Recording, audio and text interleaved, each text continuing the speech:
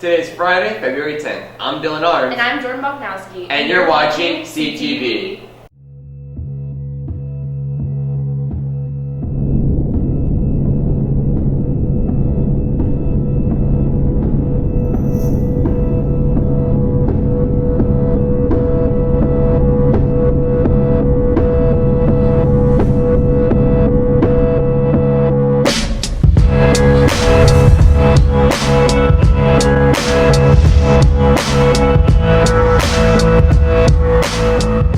Dual credit is a great academic option for students to get college credit hours while taking college classes here in high school.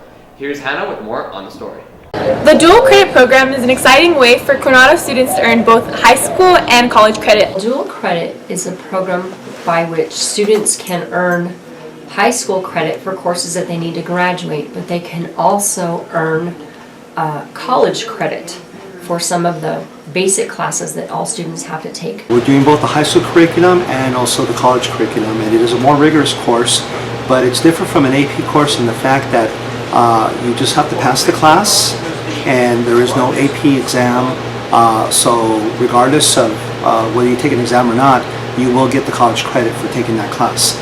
Dual credit classes offered here at Coronado include government, U.S. history, English, and pre-cal. This year I'm taking dual credit government, which is a half semester class, but last year I took dual credit English and dual credit U.S. history. And all of those classes were super fun because the teachers made us learn in like a unique way. I'm getting college credit, so all of this will transfer over to the college of my choice. Even though I'm not in-state, it still transfers over. But for younger kids, I would tell them to like look at what colleges they want to go to and see if they accept it. It's a really easy way to get college credit, and you don't have to like worry about the stress of having this AP test. Students enrolled in dual credit also receive extra GPA points. In addition to you get the extra points as if you were taking an IB course or you're taking an AP course, right? But there's so many advantages. I mean, you're getting a couple of college hours under your belt. This is something I wish that had been offered to me when I was in high school, that I would have been able to take some of my college courses in high school. That way, when I enter college, I wouldn't have so many hours to take.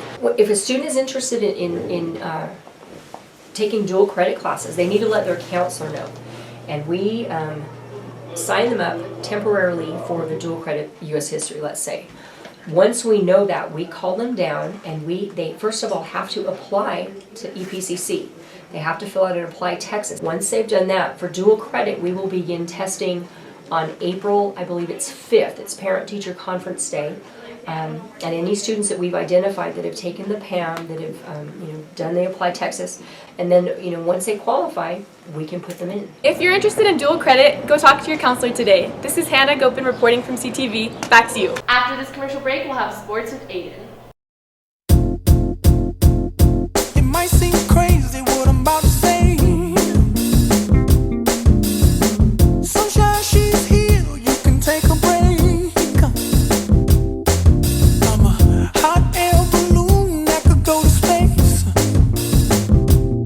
With the air, like I don't care, baby, by the way. Because I'm happy. Clap along if you feel like a room without. Careful, red light ahead. I see it.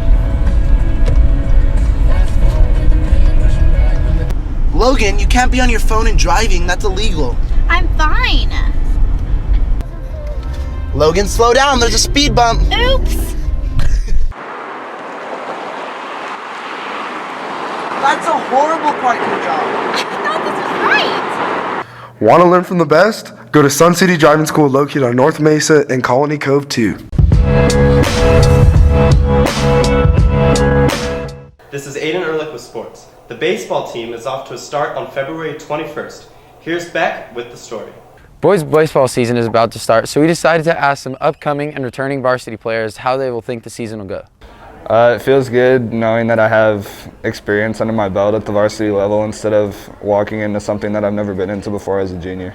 Something that I've learned is how to work together as a team and gain leadership, and I saw a lot of the same competition that I'm going to be seeing this year, so I think it helped a lot and it's going to help our team out a lot. Our team chemistry is great. We have team lunch every week and a team dinner every day before game day. So, starting as a sophomore, I saw the competition from last year, and I just think it'll be a better year this year.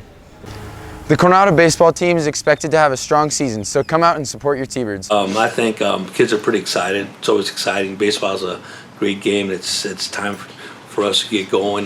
We have a lot of young guys coming up that have never played varsity, and so that kind of makes it exciting. And we have some good senior leadership, like you're talking about Don Grissom. He's a 4-year starter for us, and so that plays a big factor. And we have 3 or 4 kids that did a really super job for us last year, so we're pretty excited for the upcoming season. This is Beck Brown from CTV. Back to you. In other sports news, the tennis team is playing the Santa Teresa tournament this weekend, and also soccer is playing Franklin tonight. Back to you. 2 weeks ago, a school shooting threat was received by teachers and students at Coronado. Here's Ethan with more on the story. On Tuesday, January 24th, Coronado received reports of a school shooting on one of the social media outlets, and they contacted the school district, and between the school district and the police department, they started investigating it Tuesday night, and they came to a conclusion on Wednesday afternoon. Okay, the threat was handled the way it was supposed to have been handled. You let all the proper authorities know, so that way they could start acting on it. And although there are reports that this was not a credible threat, Coronado's attendance was greatly impacted on Wednesday. Our attendance calls were completely crazy on Wednesday. We had all 6 lines ringing, coming in at the same time here in the attendance office, as well as the front office. It was nonstop. I was pretty scared at first, like when you hear there's a shooting threat, that's obviously really scary. But once I saw a picture of the Snapchat, it kind of just looked like a joke that was made in bad taste. So I wasn't as scared, but it's still pretty frightening to be in a situation where you could possibly be at risk for something like that. I told my mom about it after getting several texts of the screenshots of the Snapchat sent in like various groups that I'm in and stuff. And my mom, I told my mom, and she immediately called the police office and she reported it. But little did we know it had already been reported by a myriad of parents and students. The situation was handled with care and can be used as a learning experience. just be vigilant on what you hear and what you see on social media and report it immediately. This is Ethan Katz reporting for CTV. Back to you. From all us here at CTV, thanks so much for watching. and have a great weekend.